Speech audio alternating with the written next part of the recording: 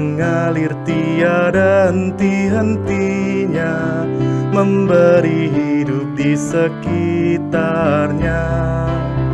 Tuhan melimpahkan rahmat-Nya bagi yang percaya kepadanya.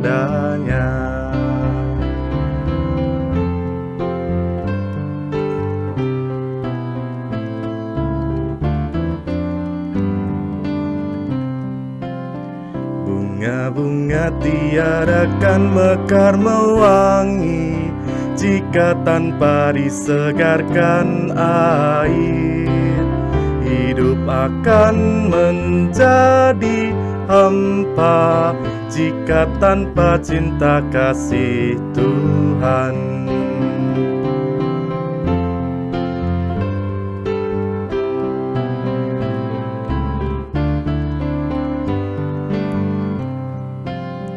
Ya Tuhan Allah, limpahkan kasih sayang-Mu bagaikan air sungai abadi, agar segarlah hidup kami, tiada kan layu selamanya.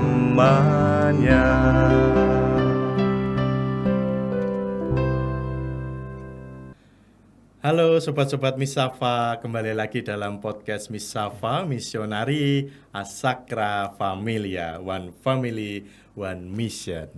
Sobat-sobat Misafa, tak terasa kita sudah menginjak bulan November. Yang kita semua ketahui bulan November gereja merayakan Hari Arwah Orang Beriman. Nah, tema podcast kita kali ini tidak jauh dari yang namanya sekitar arwah saudari-saudari kita yang sudah meninggal. Tema podcast kita kali ini adalah ada kasih di antara kita, yaitu di antara kita dan di antara saudara-saudari kita yang sudah dipanggil Tuhan. Nah, oleh karena itu, podcast kali ini akan bersama saya, Diakon Bagas, dan nanti ada narasumber Romo Pras yang akan membantu kita untuk mendalami sebenarnya praktek memperingati arwah itu sejak kapan sih di gereja merayakannya, kemudian bagaimana kita semestinya memandang peringatan orang-orang yang sudah meninggal ini, dan juga nanti akan dijelaskan apa itu indulgensi, apa itu api penyucian, dan masih menarik hal lain yang akan kita bahas bersama. Oleh karena itu kita langsung saja. Bagaimana Romo kabarnya? Baik, Diakon. Selamat datang di podcast kita tercinta ini. Terima kasih, suatu kehormatan untuk saya. Boleh senang juga bertemu dengan Sobat Misafa dalam podcast ini. Iya. Baik Romo, mungkin bisa diperkenalkan Romo nama lengkapnya, kemudian asalnya dari mana, kemudian tahbisannya kapan, dan sekarang bertugas di mana? Oke, baik. Halo Sobat Misafa, saya Romo, lengkap saya Yohanes Berman Prasetyanto MSF. Orang-orang memanggil saya termasuk Diakon Bagas ini dengan panggilan Romo Pras MSF. Saya berasal dari kota kecil di Jawa Tengah, yaitu kota Salatiga. Saya lahir pada tanggal 10 Agustus 1971, jadi sudah 52 tahun di dunia ini. Kemudian saya masuk di MSF pada tahun 1992 ketika saya mengikrarkan kaul sebagai anggota misionaris keluarga kudus. Kemudian saya ditahbiskan pada tanggal 20 Juli 1999. Kemudian selama 18 tahun, sejak tahun 2005, saya mendapat penugasan menjadi dosen Fakultas Teologi Weda Bakti, Fakultas Teologi Universitas Sanata Dharma, sekaligus menjadi formator dan tinggal di Biara Nasaret Skolastikat MSF, tempat para frater, bruder MSF mengikuti studi dan menjalani masa formasi. Itu kurang lebih sedikit perkenalan dari saya. Terima kasih Romo Pras. Sobat Misafa, menarik. Romo Pras ini adalah seorang imam sekaligus seorang dosen. Nah, ini beliau dulu dosen saya. Dosen favoritnya para mahasiswa di Fakultas Teologi Weda Bakti Jogja. Nah, ini yang menarik lagi Sobat Misafa. Dulu biasanya saya itu diuji oleh Romo Pras, sekarang gantian. Gantian saya yang bertanya kepada Romo Pras seperti waktu ujian lisan ya Romo ya. Siap Romo? Terima kasih, siap. Saya merasa gentar melihat Diakon Bagas. Saya yang takut Romo kayaknya. Baik Romo. Nah, ini pertanyaan pertama Romo, ini biasanya disampaikan oleh sobat-sobat Misafa Romo. Nah, dalam lingkaran tahun liturgi bulan November ini kan disebut sebagai bulan arwah. Nah, bulan November disebut sebagai bulan arwah. Mengapa Romo? Kok bukan bulan Februari misalnya atau Desember di akhir tahun? Kenapa di bulan November? Terima kasih untuk pertanyaannya. Mengapa bulan November disebut sebagai bulan arwah? Sebenarnya jawabannya singkat saja. Karena pada tanggal 2 November itu gereja secara khusus memperingati dan bahkan mendoakan arwah orang-orang beriman. Dan kemudian dalam tradisinya seluruh bulan itu dikhususkan sebagai bulan untuk mendoakan, merayakan misa, tapi juga mengungkapkan cinta kita kepada saudara-saudari, anggota kerabat keluarga kita yang sudah mendahului kita, yang kita harap mereka juga boleh pada akhirnya berbahagia di surga.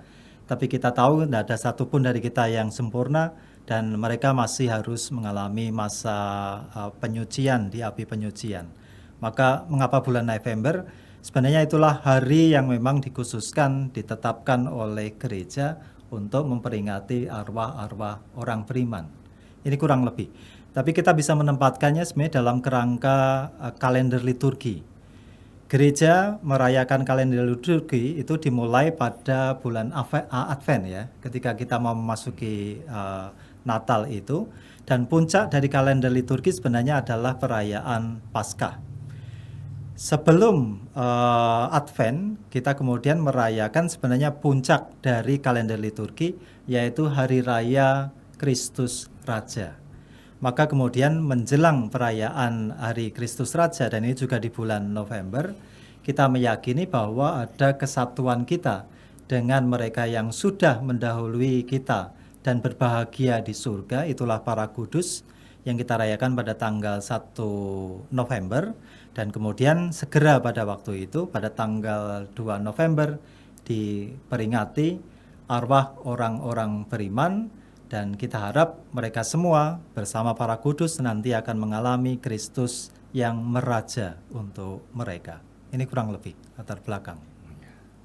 Berarti kita yang masih hidup ini dengan saudari-saudari kita yang sudah meninggal itu tidak terpisah. Masih memiliki hubungan, makanya kita masih mendoakan. Karena di salah satu nas dikatakan hidup itu tidak dilenyapkan tetapi diubah. Dan kita betul. Menghormati itu. Untuk gitu ya Romo ya kira-kira. Betul itu. Nah, Sobat Misafa, ini ada yang menarik bahwa dalam mengampu sebagai dosen, Romo Pras ini menjadi salah satu pengampu seminar ya Romo ya. Ya, seminar namanya Sekolah Lintas Iman itu ya, Sekolah Lintas Iman. Jadi Romo Pras ini bergabung dengan saudari-saudari kita yang beragama lain untuk diskusi, diskursus bersama untuk membahas tentang iman. Nah, ini Romo, apakah hanya orang-orang Katolik saja Romo yang mendoakan dan memperingati arwah orang beriman? Sebuah pengetahuan Romo, pengalaman Romo dengan interreligius itu bagaimana Romo? Dalam perjumpaan di Sekolah Lintas Iman, Sekolah Lintas Iman sebenarnya adalah kerjasama dari Fakultas Teologi Sanata Dharma tempat saya mengajar dengan Interbidei, kemudian juga dengan Fakultas Usuluddin UIN Sunan Kalijogo dan juga Fakultas Teologi Duta Wacana. Biasanya dalam kegiatan itu kami juga saling bertemu, saling berbagi pengalaman. Dan dari perjumpaan itu saya pernah mendengar bahwa mereka juga mempunyai tradisi untuk minimal mengunjungi makam saudara-saudari mereka yang sudah meninggal sebagai ungkapan cinta mereka. Maka kalau mereka datang ke makam, saya yakin juga tidak hanya sekedar membersihkan makam, tapi juga pasti berdoa dan mendoakan mereka yang sudah mendahului. Maka sebenarnya tradisi ini seperti kalau kita tahu di Jawa ada istilah nyadran ya, betul itu, bahwa sebelum bulan Ramadan mereka biasanya juga akan datang ke makam, membersihkan makam sebagai persiapan mereka juga untuk merayakan bulan Ramadan yang memang khusus bagi saudara-saudari Muslim. Maka ini sebenarnya umum di mana-mana ya. Itu terutama Muslim dari NU, Nahdlatul Ulama itu yang kemudian punya tradisi kunjung ke makam itu. Ya. Ya, sobat-sobat Misafa, jadi tradisi atau praktek memperingati arwah orang beriman ini ternyata juga tidak hanya dari Katolik ya, Romo. Berarti ini praktek yang luhur yang bisa dilestarikan untuk tetap mendoakan saudari-saudari kita yang sudah meninggal ini. Nah, Romo, kalau kita melihat bahwa di bulan November ini kan tanggal 1 itu dibuka dengan Hari Raya Orang Kudus, semua orang kudus. Kemudian tanggal 2-nya itu langsung memperingati arwah semua orang beriman. Nah, apakah letak yang berdekatan ini itu ada maksud tertentu dari gereja atau refleksinya apa, Romo? Kenapa kok itu diletakkan berdekatan? Ya, tentu penempatan tanggal 1 November dan 2 November bisa kita maknai keyakinan gereja yang melihat bahwa gereja itu ada 3 status boleh dikatakan. Gereja adalah paguyuban orang beriman, terutama kita yang masih berjuang di dunia ini. Kita meyakini bahwa saudara-saudari kita yang sudah mendahului kita dalam hidupnya begitu baik. Maka mereka kemudian terutama santo, santa, dan para martir, mereka kemudian sudah mengalami kebahagiaan di surga. Maka kita meyakini bahwa mereka sudah mengalami apa yang dijanjikan oleh Tuhan, yaitu hidup kekal bersama Allah. Itulah yang kita sebut dengan gereja, status gereja mereka orang-orang kudus atau persekutuan para kudus. Orang-orang yang sudah mengalami kebahagiaan surga karena hidupnya yang suci di dunia ini dan juga berkat kerahiman Tuhan yang melimpah untuk mereka. Tetapi gereja juga meyakini bahwa selain kita yang masih berjuang di dunia ini dan juga mereka yang sudah mengalami kebahagiaan di surga, ada banyak orang-orang beriman Kristiani yang hidupnya baik di dunia ini dan sudah meninggal, tetapi bagaimanapun juga karena kelemahannya, karena kekurangannya masih harus menanggung akibat dari dosanya, harus mengalami penyucian. Kita dalam tradisi gereja ada yang kemudian keyakinan akan api penyucian, tempat di mana orang-orang beriman yang hidup dalam persahabatan dengan Tuhan di dunia ini tetapi masih harus mengalami penyucian. Itulah yang kita sebut dengan gereja orang-orang beriman, dan itulah yang kita doakan pada tanggal 2 November. Maka kesatuan sebenarnya mau ditunjukkan di sana. Pada tanggal 1 November kita merayakan gereja yang sudah mengalami sukacita di surga. Tanggal 2 November kita mendoakan saudara-saudari kita, gereja yang ada di api penyucian, dan kita mohon supaya mereka pun boleh segera mengalami sukacita. Dan tentu kita yang masih di dunia ini, mari kita berjuang untuk juga pada akhirnya berlomba-lomba, syukur-syukur bisa langsung masuk surga gitu ya. Tapi kalau harus melalui api penyucian ya setidaknya kita berusaha sebaik mungkin untuk itu. Ini kurang lebih mungkin hubungannya dalam arti itu. Ya. Sobat Misafa, kita baru saja mendapat penjelasan bahwa letak peringatan semua orang kudus tanggal 1 kemudian tanggal 2 arwah orang beriman itu tidak hanya diletakkan begitu saja oleh gereja, tetapi ternyata ada refleksi yang mendalam ya Romo, bahwa kita itu dalam kehidupan ada realita orang-orang kudus yang sudah berbahagia di surga, tetapi juga kita diingatkan bahwa kita itu manusia lemah yang memiliki kecenderungan untuk berbuat dosa. Ada yang namanya api penyucian bagi saudari-saudari atau kita yang belum murni, belum bersih. Nah, ada kaitannya mengapa kok taruh berdekatan. Nah, ini Romo, ini menjadi pertanyaan yang sering kali ditanyakan oleh sobat-sobat Misafa dan oleh saudari-saudari kita di luar sana. Dasarnya apa, Romo? Gereja memperingati arwah semua orang beriman. Kadang-kadang kita ditanya, dasarnya apa sih? Kitab sucinya mana? Atau teologinya apa sih? Atau tradisinya mana? Nah, itu mungkin bisa disampaikan. Ya, terima kasih. Seperti yang saya jelaskan tadi, sebenarnya dasarnya adalah konsep kesatuan gereja di bumi ini dan gereja di surga. Kalau mau melihat dasarnya di kitab suci, saya membaca dari kitab suci 2 Makabe pasal 12 atau bab 12, terutama ayat 45. Di sana dikatakan, ini kisahnya tentang perjuangan Yudas Makabe. Dan ketika dia melihat banyak korban ketika dia perang, mereka orang-orang yang saleh, mereka orang-orang yang suci, tapi pada akhirnya mereka mati. Maka ini yang ayat 45 saya baca. Lagi pula Yudas ingat bahwa tersedialah pahala yang amat indah bagi sekalian orang yang meninggal dengan saleh. Ini sungguh suatu pikiran yang mursyid dan saleh. Dari sebab itu maka disuruhnyalah mengadakan korban penebus salah untuk semua orang yang sudah mati itu, supaya mereka dilepaskan dari dosa mereka.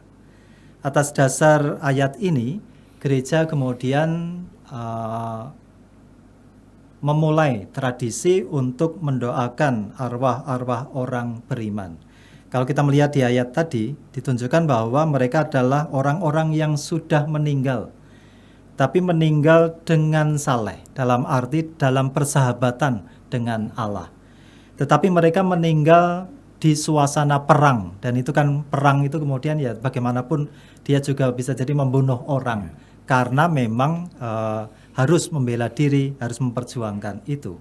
Maka kemudian menarik bahwa Yudas kemudian meminta supaya untuk mereka diadakan kurban penebus salah. Bagaimanapun kita yakin dan kita percaya bahwa kita bukan orang yang sempurna. Bagaimanapun kita tetap orang yang berdosa. Dan untuk dosa-dosa yang dalam arti untuk kecil atau dalam arti dosa-dosa yang bisa diampuni itu, kita memohonkan dengan korban penebus salah. Tradisi inilah yang kemudian dikembangkan oleh gereja dengan mengadakan yang namanya indulgensi. Nanti kita akan mendalami secara khusus tentang itu. Tapi yang mau dikatakan, kita tidak pernah terpisah dari itu. Kalau melihat sumber lain sebenarnya ada juga dari selain kitab suci, di Katekismus Gereja Katolik. Itu dalam bagian persekutuan gereja di surga dan di bumi, di nomor 958 itu di sana dikatakan persekutuan dengan yang telah meninggal. Gereja kaum musafir menyadari sepenuhnya persekutuan dalam seluruh tubuh mistik Kristus. Sejak masa pertama agama Kristiani, gereja dengan sangat hikmat merayakan kenangan akan mereka yang sudah meninggal. Dan karena karena suatu pikiran yang mursyid tadi yang saya kutip dari Makabe tadi, dikutip juga di sini, gereja juga mempersembahkan kurban-kurban silih bagi mereka. Dan itu terutama diajarkan dalam Lumen Gentium nomor 50. Doa kita untuk orang-orang yang sudah meninggal tidak hanya membantu mereka sendiri, karena mereka sudah dibantu, doa mereka pun akan berdaya guna bagi kita. Maka sebenarnya dasarnya ada dua, kitab suci tadi, dan juga ada ajaran gereja, Katekismus Gereja Katolik, dan juga Konsili Vatikan kedua. Dan itu sudah menjadi sebenarnya praktek yang berabad-abad dalam tradisi gereja Katolik ini, kurang lebih begitu. Ya. Jadi sobat-sobat Misafa, nanti kalau ditanya dasarnya apa kita gereja Katolik itu memperingati arwah, buka kitab suci 2 Makabe. Ya. Ayat berapa, Romo? 45. 12 bab 12 ayat 45. Ayat 45. Dan juga ada tadi dikatakan di Katekismus Gereja Katolik dan Konsili Konsili Vatikan Vatikan kedua, terutama kedua. Lumen Gentium nomor 50. Nomor 50 dari Lumen Gentium. Wah, Sobat Misafa ini menarik ini. Kita baru membahas awal sejarah tradisi peringatan arwah orang beriman, dan kita break dulu ya Romo ya. Oke. Kita break sebentar. Nanti kita akan melanjutkan di sesi kedua. Kita akan membahas, tadi sudah disinggung apa itu indulgensi, lantas bagaimana nasib saudari-saudari kita yang sudah meninggal. Kemudian bagaimana nanti yang di api penyucian itu seperti apa. Nah, biar semakin menarik kita break dulu, dan sobat-sobat Misafa selamat mendengarkan lagu.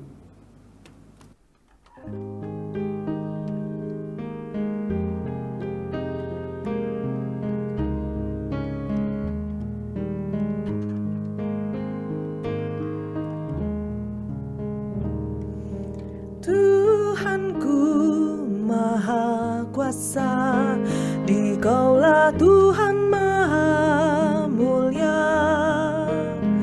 Namamu amat megah, mengatasi segalanya. Oh, siapakah kami ini hingga kau kasihi, kau jagai, kau pelihara kami, kau beri kuasa atas segala di bumi. Betapa mulia namamu Tuhan Allahku, kami bersembah sujud padamu. Betapa mulia namamu Tuhan Allahku, kami meluhurkanmu. Segala makhluk yang ada di bumi memuji namamu yang abadi, seraya bersyukur dan menyembah kehadiratmu yang maha mulia.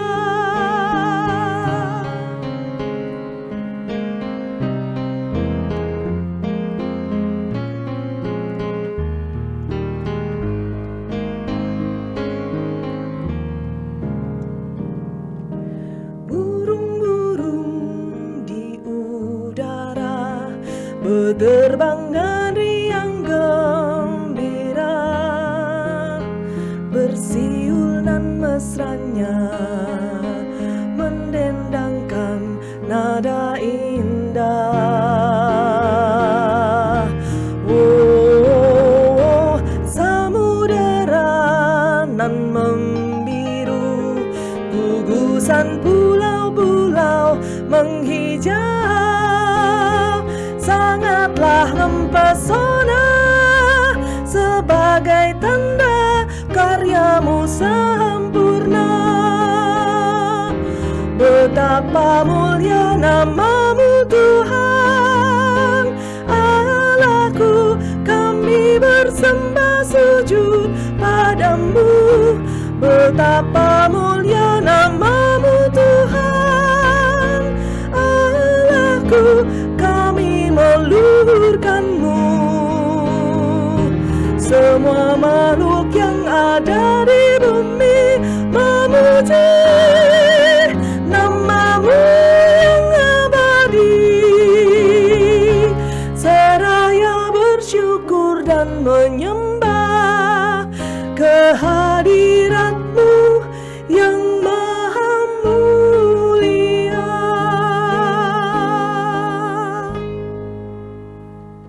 Nah, sobat-sobat Misafa, kita kembali lagi dalam podcast Misafa Misionari Asakra Familia, One Family, One Mission, dengan melanjutkan tema ada kasih di antara kita.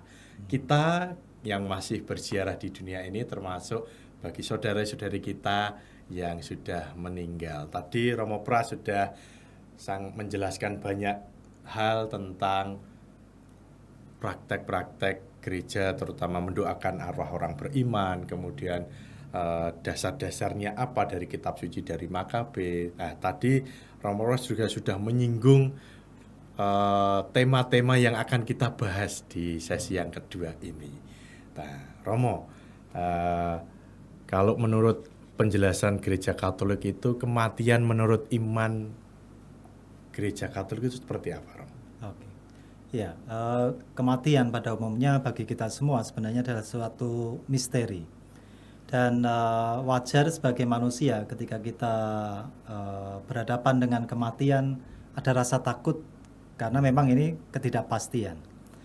Bahkan juga kita pasti akan juga sedih kalau ada saudara-saudari kita atau konfrater kita atau sahabat kita yang kemudian meninggal. Tetapi dalam tradisi Gereja Katolik, kematian tidak hanya dilihat melulu dari kacamata manusiawi. Dalam iman akan Yesus yang bangkit, kematian bagi kita justru mempunyai arti positif. Mengapa kematian justru dilihat sebagai sesuatu yang positif?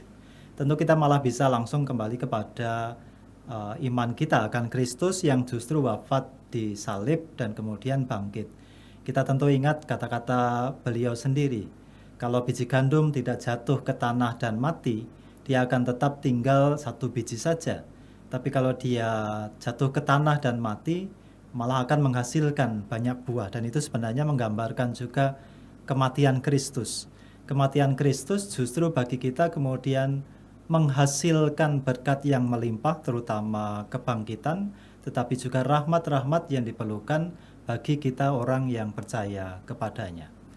Maka bagi kita kematian bukanlah sesuatu yang mestinya menakutkan dalam iman akan Kristus.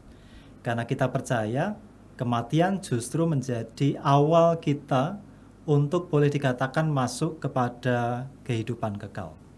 Kita bisa belajar juga pada Santo Paulus misalnya ketika dia mengatakan, bagiku hidup adalah Kristus, tetapi kematian bagi saya juga ya bagi Kristus. Jadi entah hidup atau mati kita ini untuk Tuhan.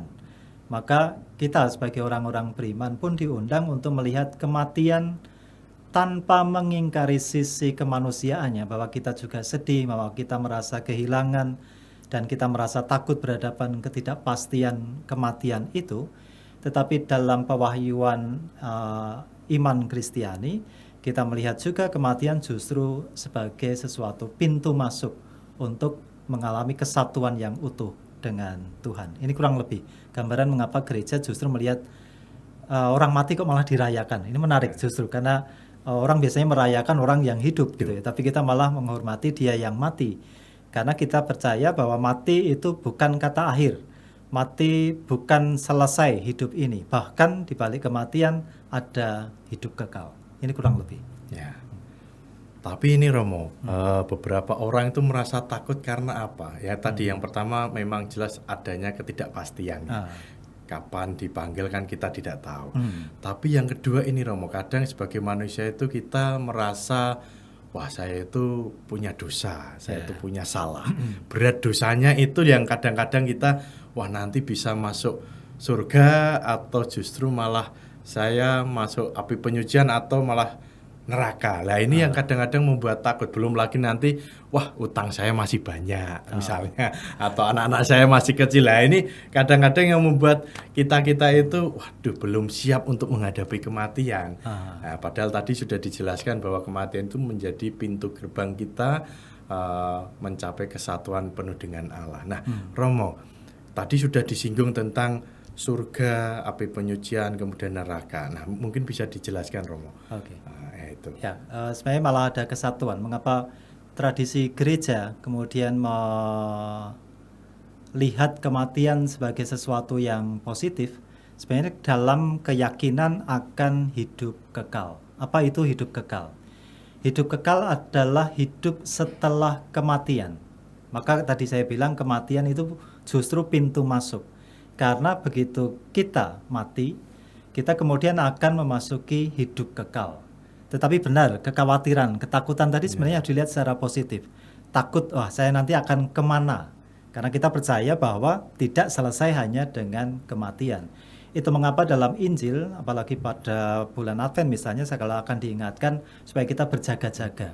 Supaya kita hidup baik di dunia ini, Karena pada akhirnya hidup tidak hanya selesai di dunia ini, tapi ada hidup kekal. Hidup kekal adalah kehidupan setelah kematian. Gereja mengajarkan juga dalam katekismus dengan jelas dikatakan bahwa setelah kematian itu ada yang namanya pengadilan khusus. Apa itu pengadilan khusus? Setiap orang setelah dia mati, dia langsung akan berhadapan dengan pengadilan khusus dari Allah sendiri, yaitu pengadilan akan apa yang dia perbuat selama di dunia ini. Namanya pengadilan, maka memang mengadili perbuatan-perbuatan kita selama di dunia ini. Ada 3 kemungkinan pada pengadilan khusus itu. Yang pertama, kalau seseorang hidup baik dan sangat suci dalam hidupnya, dia menjalankan tanggung jawabnya dengan baik, dia mempunyai waktu doa, dekat dengan Tuhan, dekat dengan sesama, maka boleh dikatakan seperti para santo dan santa, begitu mereka meninggal, mereka kemudian kita yakini langsung diadili karena hidupnya yang baik di dunia ini, yang dekat dengan Allah, akan masuk ke dalam surga. Maka tadi ada pertanyaan tentang surga, nanti kita akan lihat surga itu apa. Tapi kemudian ada orang yang boleh dikatakan sungguh jahat dalam hidupnya. Dia menolak tawaran kasih Allah, dia kemudian hatinya hanya isinya kebencian dan lain sebagainya. Maka kemudian orang itu ketika meninggal tanpa didamaikan dengan Tuhan, maka dia kemudian akan masuk ke neraka. Ini bukan dalam arti bahwa Tuhan menghukum dia, tapi karena orang itu memang tidak ingin bersatu dengan Allah. Dia menolak bersatu dengan Allah, itulah dosa, menjauh dari Allah. Maka itulah yang disebut dengan neraka. Orang yang meninggal tapi dalam status kejahatan atau dosa besar, terpisah dari Allah. Tetapi kemudian ada yang kemudian tadi disebut dengan api penyucian, suatu suasana, tempat di mana kemudian orang yang meninggal, tetapi kemudian dalam hidupnya di dunia ini dia bersahabat dengan Allah, tetapi masih harus mengalami penyucian dari akibat-akibat dosanya. Maka inilah mereka yang kemudian setelah meninggal, kita yakini dalam tradisi Gereja Katolik masuk di api penyucian. Ini kurang lebih dalam arti hidup kekal seperti itu. Kemudian kita akan lihat apa itu neraka, apa itu api penyucian, apa itu surga. Mau mulai dari mana ini? Dari yang baik dulu dong. Oh, yang baik dulu. Oke. Surga. Ya, supaya kita punya kerinduan besar Ya, untuk masuk untuk surga. masuk Gitu. surga. Oke. Ya, surga sebenarnya sekali lagi karena tujuan manusia itu hanya satu sebenarnya, kebahagiaan.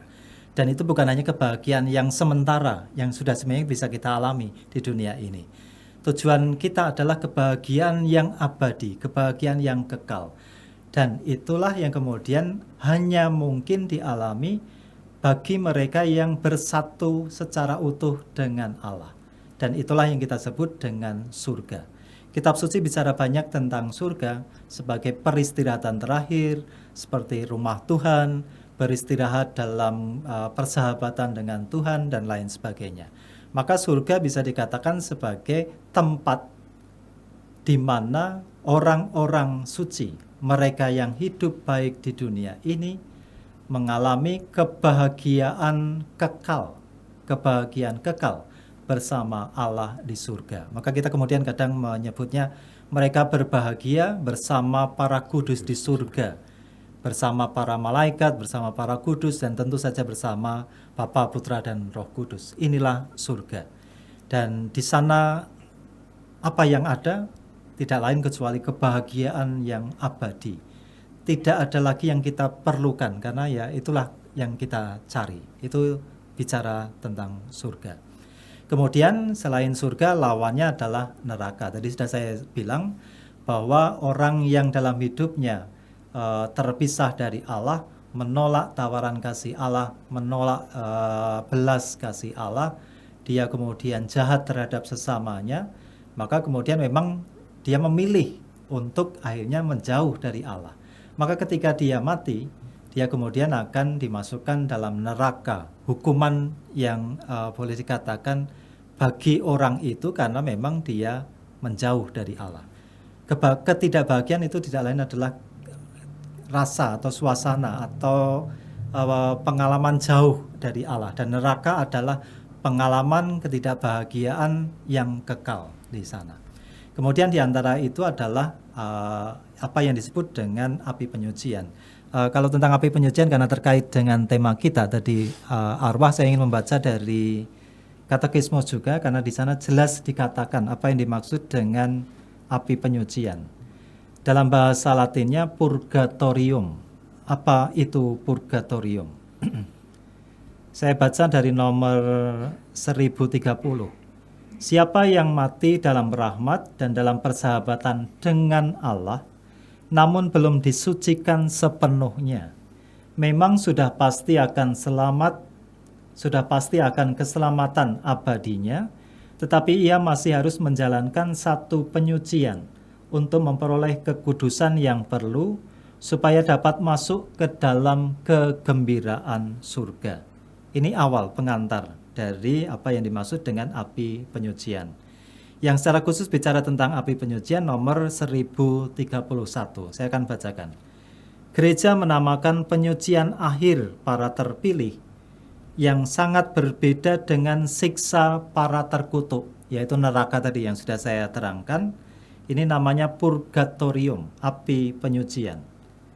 Ia telah merumuskan ajaran-ajaran iman yang berhubungan dengan api penyucian, terutama Konsili Firenze dan Trento.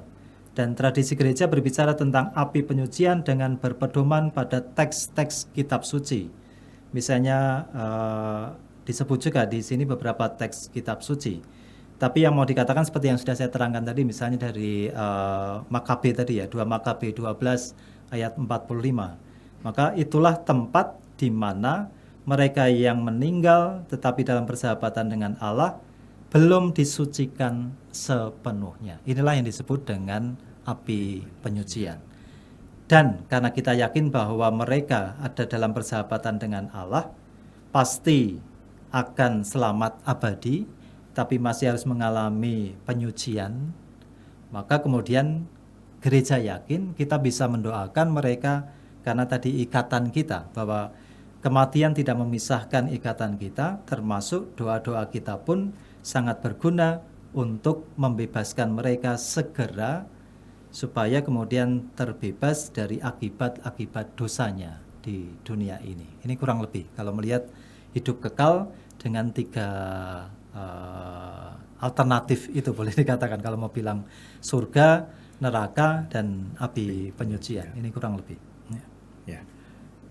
Baik Romo. Ini yang menjadi pertanyaan menarik juga. Tadi kan gereja memiliki tradisi luhur untuk memperingati dan juga mendoakan saudari-saudari kita yang sudah meninggal. Nah, dari 3 tadi alternatif ya, katanya alternatif ada surga, Pilihan ada, mungkin lebih tepat ya. Ya, pilihan ada surga, ada neraka, dan api penyucian. Mau milih yang mana sobat-sobat nih? Nah, pertanyaan selanjutnya Romo, gereja dengan tradisi tadi mendoakan arwah orang beriman itu sebenarnya gereja itu sedang mendoakan mereka yang berada di api penyucian atau bagi mereka yang berada di neraka, Romo? Iya. Tadi sudah dengan jelas saya sebutkan bahwa kita berdoa bagi mereka yang berada di api penyucian. Mengapa kita tidak berdoa bagi mereka yang di neraka? Ini mungkin pertanyaan. Apakah mereka yang sudah masuk neraka suatu saat kemudian nanti akan pindah ke surga? Jawabannya gereja jelas, kalau seingat saya Konsili Vatikan pertama pernah mengatakan bahwa mereka yang sudah masuk dalam neraka karena memang menolak Allah, jangan dipaksa juga untuk berdamai dengan Allah, karena memang mereka tidak mau tinggal bersama Allah. Maka juga sebenarnya doa-doa kita untuk mereka yang dengan sengaja memang memilih menjauh dari Allah itu sia-sia. Maka gereja malah tidak menganjurkan supaya kita berdoa bagi mereka yang di neraka. Tapi siapa yang ke neraka kita kan juga tidak tahu ya.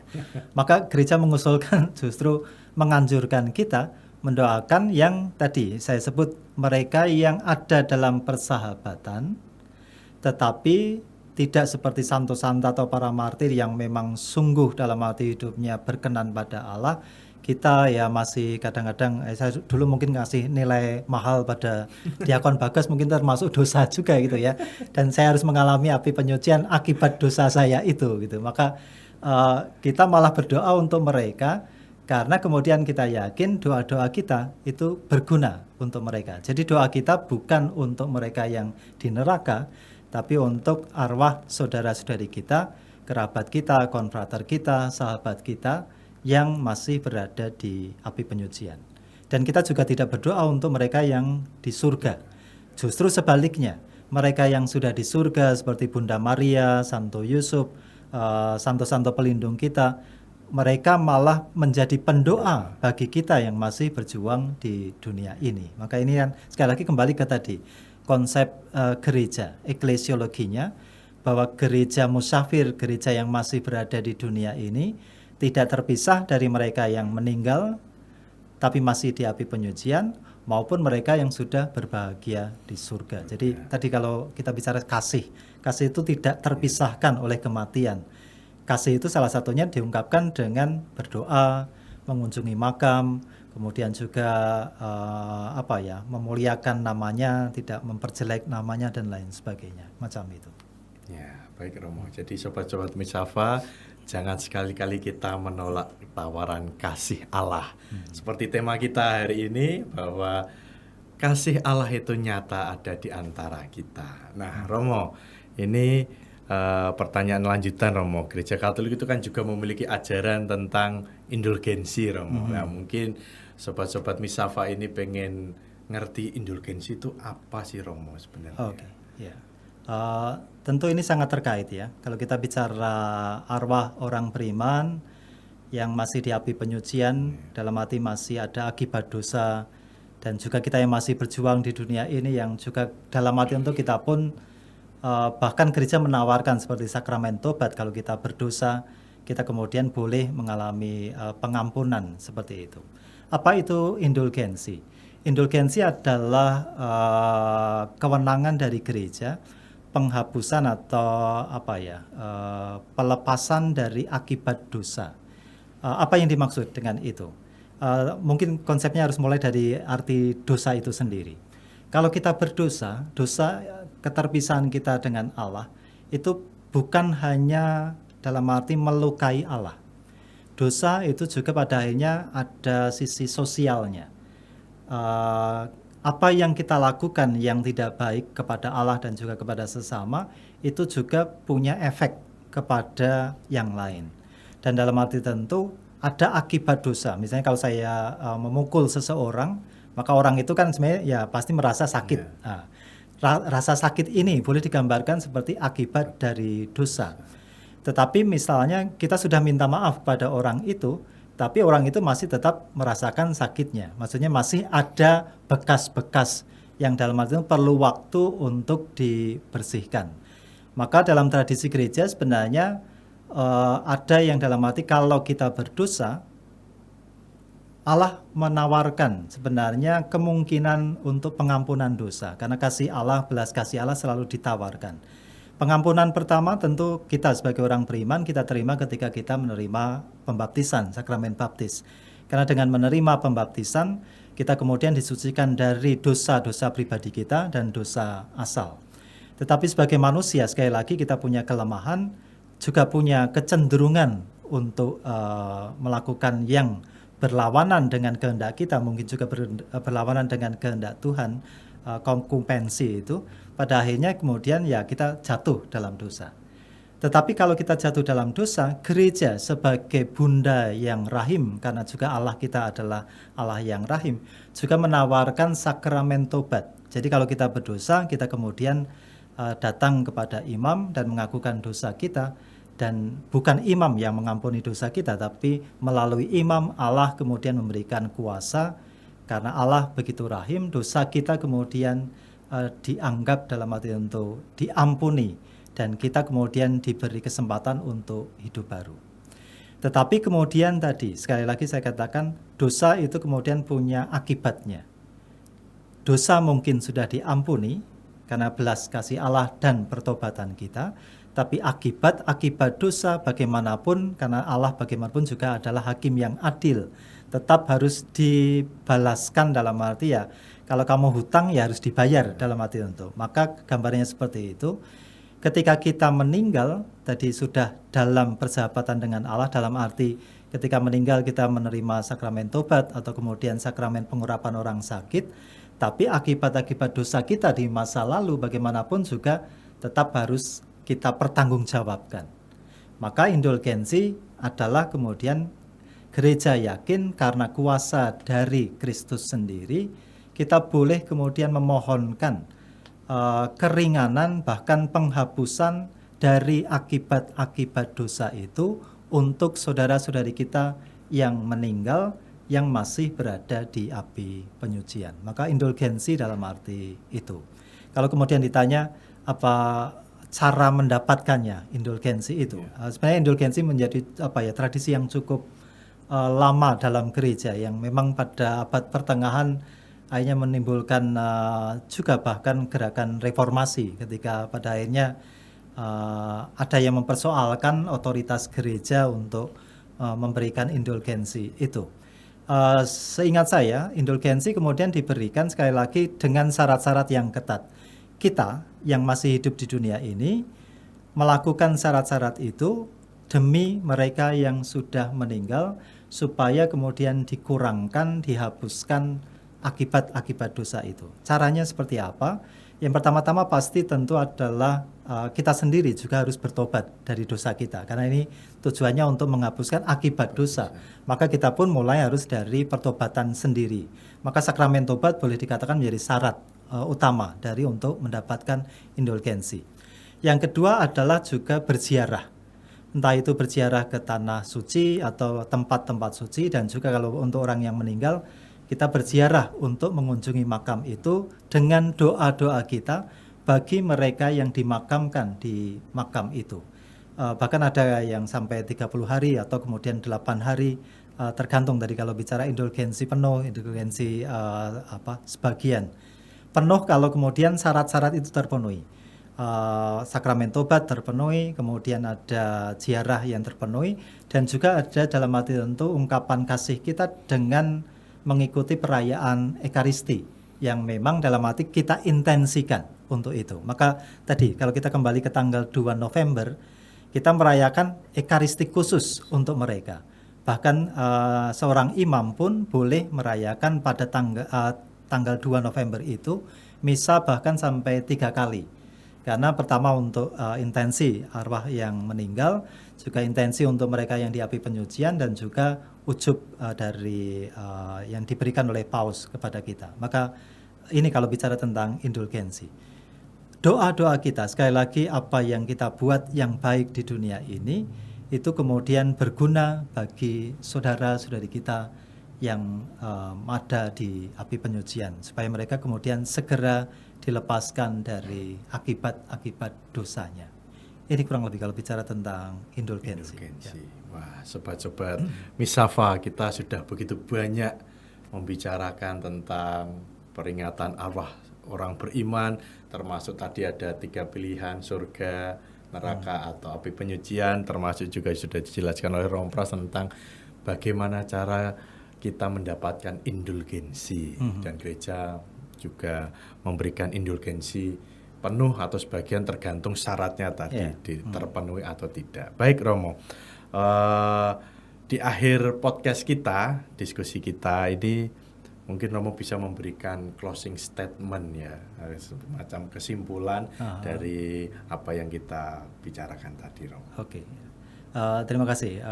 Banyak hal yang sebenarnya kita bicarakan, dan saya sebenarnya masih ingin bicara banyak tentang eskatologi gereja Katolik, karena selain hidup kekal itu tadi ada 3 pilihan. Yang pilihan dalam arti yang pasti adalah tempat, yang disebut tempat itu neraka dan surga. Sementara api penyucian adalah suasana, dalam arti peralihan sebelum seseorang masuk ke surga. Pada akhirnya kemudian kita bicara tentang sebenarnya kebangkitan badan. Kalau mau sedikit sebelum ke closing tadi itu ya. Apa itu kebangkitan badan? Kebangkitan badan sebenarnya kita yakini bahwa pada akhir zaman, tadi saya sudah menyebut ada pengadilan terakhir. Ada pengadilan khusus ketika seorang meninggal, dia kemudian langsung akan dihadapkan pada pengadilan khusus. Tetapi iman Gereja Katolik juga meyakini bahwa pada akhirnya akan ada yang namanya pengadilan terakhir. Apa itu pengadilan terakhir? Kita meyakini bahwa Tuhan Yesus akan datang untuk kedua kalinya sebagai hakim, sebagai raja yang kemudian akan memilah di kanan dan di kiri. Kalau kita tahu ada di Injil Matius misalnya pengadilan terakhir, kisah tentang bagaimana pada akhirnya orang akan dihakimi. Orang kemudian pada akhirnya akan ditetapkan masuk surga atau neraka.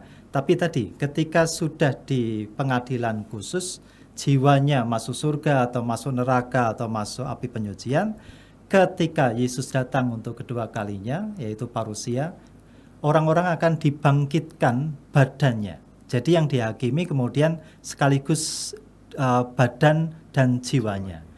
Maka kemudian pada akhirnya orang akan berbahagia di surga dengan jiwa dan badannya. Orang akan tidak bahagia menderita di neraka dengan jiwa dan badannya. Sementara saudara-saudari kita yang di api penyucian, yang jiwanya di api penyucian, ketika pada pengadilan terakhir, akhirnya dengan doa-doa kita juga, mereka kemudian akan pada akhirnya masuk mengalami sukacita bersama Bapa di surga. Ini kurang lebih eskatologi Kristiani. Kemudian untuk mengakhiri, saya mau mengatakan ya karena ada 3 pilihan itu ya. Dan pertanyaannya, siapa yang kemudian menentukan? Siapa yang bertanggung jawab untuk pada akhirnya saya masuk neraka, saya masuk surga, saya masuk api penyucian, atau 2 saja ya, neraka dan surga itu. Pada akhirnya tentu belas kasih Allah selalu ditawarkan kepada kita. Tetapi Tuhan tidak pernah memaksa kita untuk menerima kasih-Nya. Dan disinilah sebenarnya boleh dikatakan tanggung jawab dari setiap orang untuk menanggapi kasih Allah itu atau menolaknya. Maka saya ingin mengundang Sobat Misafa semua, marilah justru kalau kita ingin berbahagia di surga, kita tanggapi undangan Allah, tawaran kasih Allah, belas kasih Allah juga dalam pengampunannya, dalam sakramen tobat misalnya, dengan bertanggung jawab terhadap masa depan kita. Karena pada akhirnya kita bahagia bersama Allah di surga atau kita masuk neraka adalah pilihan kita. Maka mari kita berjuang bersama-sama, bersiap siaga menyongsong kedatangan Tuhan, dan boleh dikatakan mari kita saling mendoakan. Selain mendoakan mereka yang berada di api penyucian, kita juga saling mendoakan kita yang masih berjuang di dunia ini, supaya pada akhirnya kita boleh memilih dengan benar dan hidup benar sesuai dengan pilihan kita itu. Terima kasih. Wah, luar biasa ini Romo, closing statement yang sungguh inspiratif karena mengundang kita untuk bijak dalam memilih dan memutuskan. Nah, Sobat Misafa, Romo Pras ini adalah dosen teologi sistematis dan dogmatis. Jadi tadi jawabannya kan sangat runtut ya, karena beliau terbiasa untuk mensistematisasi pertanyaan-pertanyaan. Baik Romo, dengan demikian ujian kita sudah selesai Romo. Dapat berapa ujian saya? Selamat dapat A.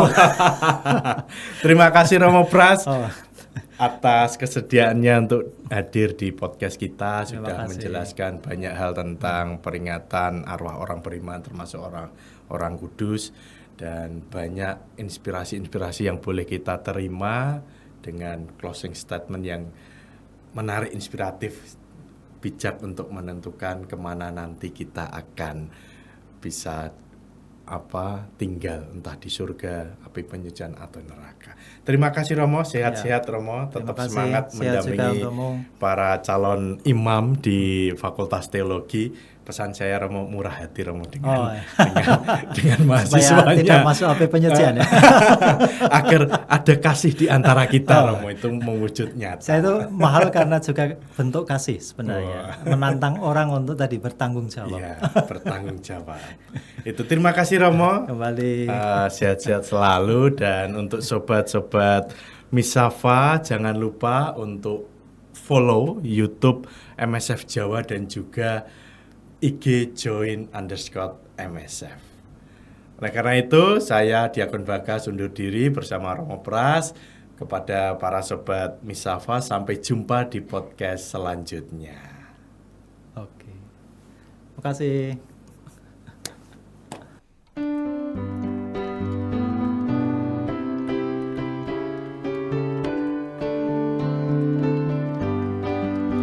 Semua bunga ikut bernyanyi, gembira hatiku.